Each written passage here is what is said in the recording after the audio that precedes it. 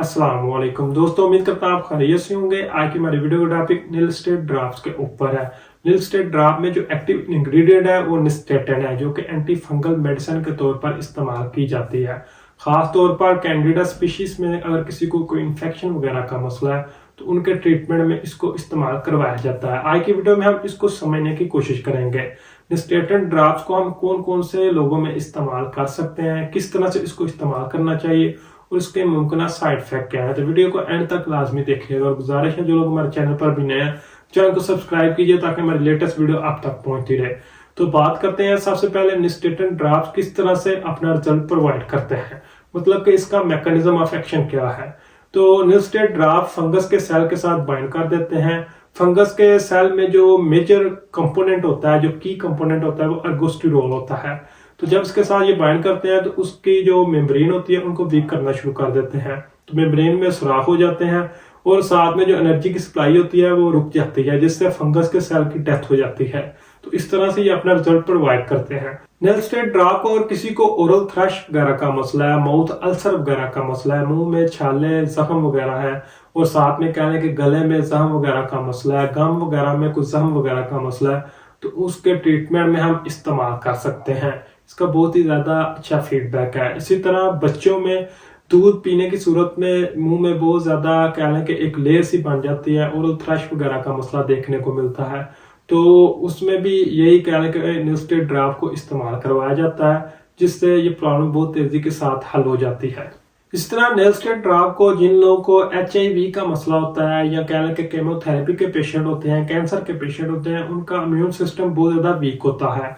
तो immune system weak होने की सूरत में उनकी जुबान पर बहुत ज्यादा छाले बनने का मसला नोट किया जाता है। मेडिसिन खाने की वजह से जुबान पर छाले बनने का मसला अक्सर लोगों में नोट किया जाता है।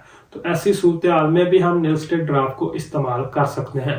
दूसरी हालतों में भी निलस्टेट ड्राफ्ट को इस्तेमाल किया जा सकता है। अगर किसी को मुंह में कट वगैरह का मसला बना है, मुंह में जख्म वगैरह का मसला है, गले में कुछ जख्म वगैरह का मसला है, कट वगैरह का मसला है, गम वगैरह बहुत ज्यादा सोजिश ज्यादा है, तो इन तमाम हालतों में भी हम निलस्टेट ड्राफ्ट को इस्तेमाल कर सकते हैं। इस तरह कुछ ऐसी सूरतें भी हैं जिनमें निलस्टेट ड्राफ्ट को इस्तेमाल किया जा सकता है, लेकिन बहुत ही कम इस्तेमाल करवाया जाता है। तो अगर किसी को कैंडिडा वजाइनल इन्फेक्शन वगैरह का मसला है तो उसके ट्रीटमेंट में भी निलस्टेट ड्राफ्ट को इस्तेमाल किया जा सकता है। इसी तरह बच्चों में अगर कोई डायपर रैश वगैरह का मसला है तो उस सूरत हाल में भी हम निलस्टेट ड्राफ्ट को इस्तेमाल कर सकते हैं, लेकिन मैंने बताया कि इस तरह की सूरत हाल में इसको बहुत कम इस्तेमाल करवाया जाता है। अब बात करते हैं निलस्टेट ड्राफ्ट की डोज की और तरीका इस्तेमाल की। इन्फांट बच्चे, मतलब कि जो नवमौलूद बच्चे होते हैं, उनमें इसके 1,00,000 यूनिट में 1 ml इसकी मिकदार होती है, उसको इस्तेमाल करवाया जाता है। दिन में 3 से 4 मरतबा तक इसको इस्तेमाल किया जा सकता है। इसी तरह जिन बच्चों की उम्र 2 साल से 10 साल तक होती है उनमें इसके 4 ड्राफ्ट तक हम एक दिन में 3 से 4 मरतबा तक इस्तेमाल कर सकते हैं। इस तरह अडल्ट्स में इसके तकरीबन 10 ड्राफ्ट तक इस्तेमाल किए जा सकते हैं, लेकिन इसकी जो एग्जैक्ट डोज होती है वो कंडीशन के बाद तय की जाती है और वेट और एज के बाद तय की जाती है। निलस्टेट ड्राफ्ट को गम वगैरह में भी इस्तेमाल किया जाता है, जुबान वगैरह में भी इस्तेमाल किया जा सकता है। इसको डायरेक्ट इस्तेमाल करना ज्यादा बेहतर होता है।